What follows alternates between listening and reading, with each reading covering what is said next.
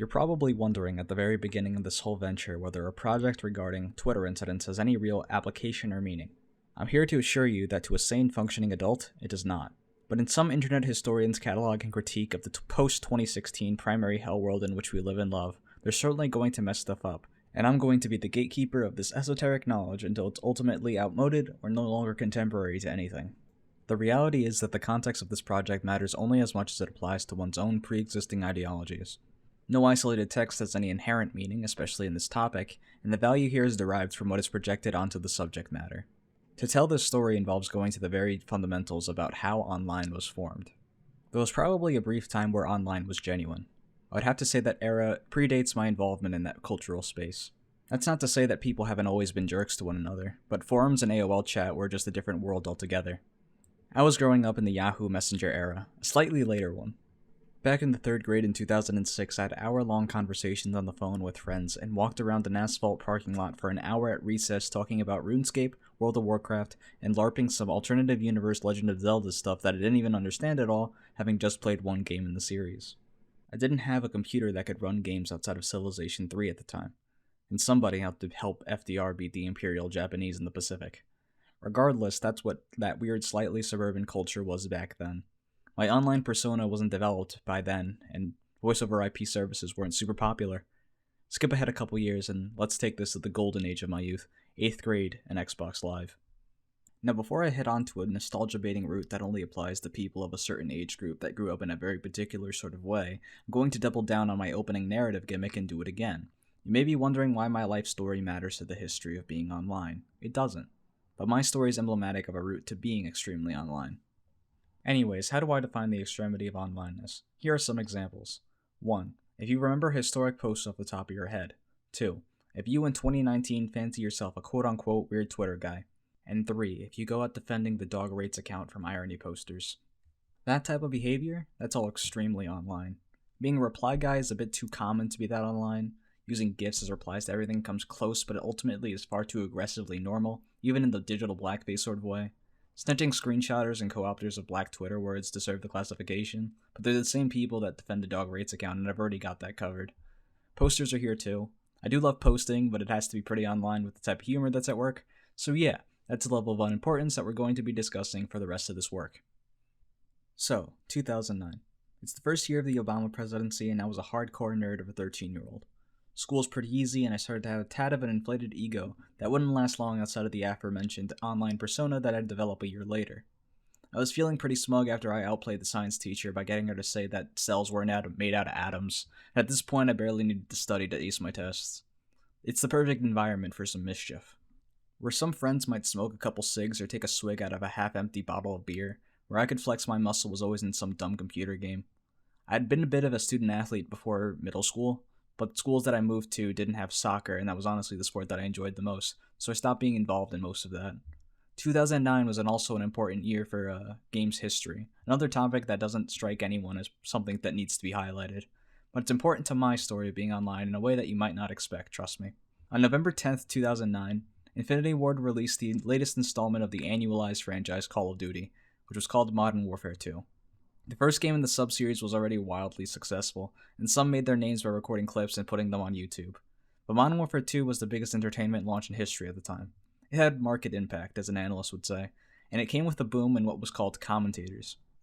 You know how sportscasters have made it a career to live analyze a play as it's happening, and explain it to a viewer while also talking about whatever random thoughts cross their mind?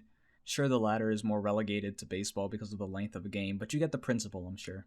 Commentators did that with Call of Duty gameplay. They would buy capture cards and record themselves performing feats or winning games and talking over the clips. Machinima, a company that was built on games-related media, partnered with people in this medium as quickly as they could. This is a simplification, of course. The market was crowded and it took connections or outstanding content to make it, but the company pumped out wave after wave of output. Names like Hutch, CNanners, and Sark, which are absolute gibberish to people outside of the community, can probably immediately elicit memories of this era to people who lived through it. Impressionable 13-year-olds that had nothing better to do and had time to kill had their imperfect role models. Critically, rather than discuss the genre itself, here I'll deploy some theory. I had developed parasocial relationships with some of these content creators who I practically watched daily for hours on end. The idea of parasocial interactions by Horton and Wall describes a connection to an entertainment figure or organization through media encounters with them. Back in 1956, that was via television, and the objects for such relationships could be movie stars, sports figures, or newscasters.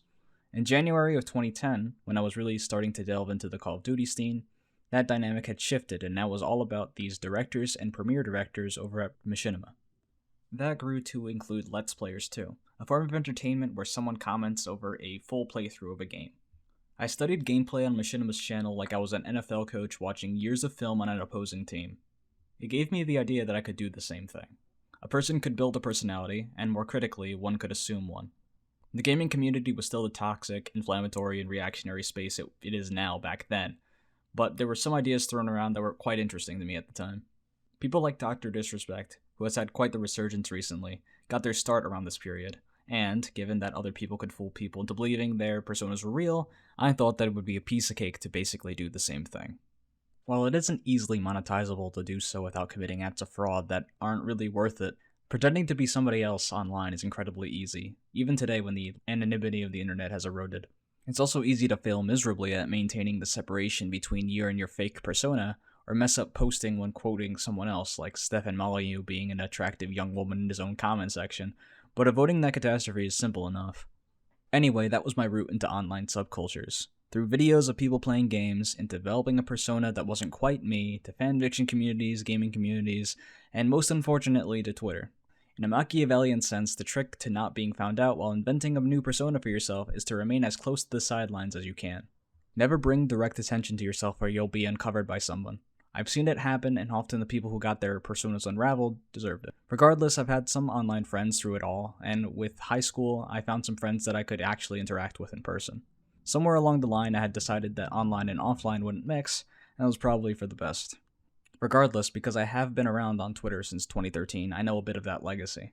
But the focus, as I've established, is during the primaries, so let's skip ahead a few more years. 2015, the second to last full year of the Obama presidency. At some point in my story, I somehow managed to get myself into Columbia University with ideas of becoming an astrophysicist. It phased out before I had to reconcile my early attraction to science with bad Neil deGrasse Tyson posts or his later misconduct. It was an awkward time in my life, and I was trying to do the whole both sides suck thing that I had been acculturated in by copying the style of Montaigne's essays on my blog. And if that doesn't sound sophomore year at an Ivy League school, then I don't know what does. I started taking classes at the Center for the Study of Ethnicity and Race and in the Religion department, focusing predominantly on cultural production and subcultures. I didn't know what I was focusing on at the time, but that's what it ended up being. I did lots of hip-hop research too. Since I was a college student with an impetus to be online, I was there as a dumb bystander for some of those historic posts that I joked about earlier. Like the Trebuchet post, or the reuse of the old corn cob post. You know, those. I started to get past that whole contrived I don't associate with any ideology, and head towards a more clearly defined leftist, democratic socialist point of view. That came partly out of a growing dissatisfaction regarding foreign policy that left thousands dead for no real reason, seeing a lack of action regarding racial discrimination, and a belief that human rights meant more than just an ideal. I realized that politics would not be so easily fixed by centrist compromise, and more of the same wouldn't fix anything at all.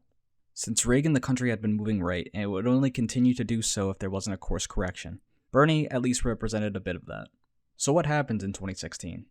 Well, more of the same at first. Clinton won the spot as the candidate after the establishment bent over backwards to get her into that position, and Bernie then followed up by not spiting the Dems as some posited he would, but by backing her and campaigning for her more than she did for Obama in 2008. Then, for a variety of reasons, Trump won. I voted out of sheer desperation, hoping that the boring veneer of liberalism would win instead of the dude who foams at the mouth talking about bad hombres or whatever, but he won. And yes, the moral victory of the popular vote went the other way, but no campaign is playing for that ending. Those primaries and the general election were the harbingers of the death of online.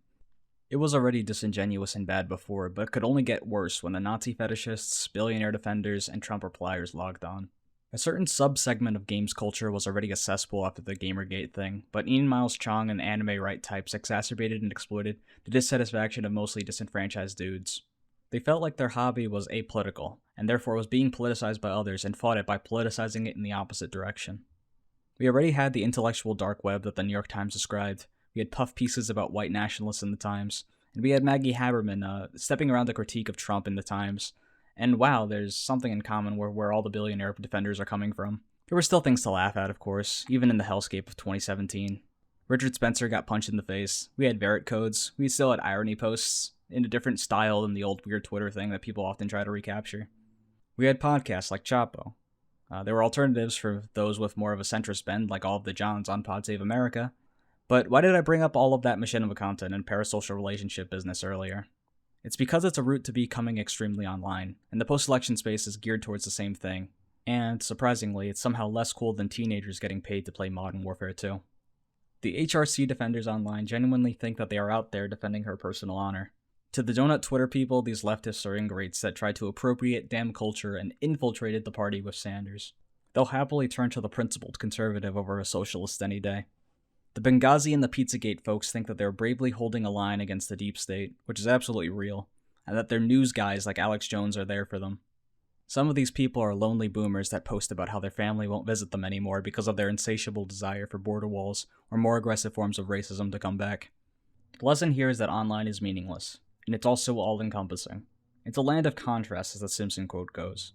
Twitter is the only place you could go and theoretically post about enjoying a slice of pizza in 2009, post some racism in 2014, go to a racism convention in 2016, and then get a Chelsea Clinton reply in 2019. Barring the pizza part, that exact things happen at least once this year. And we love to see it, folks. Don't we love it?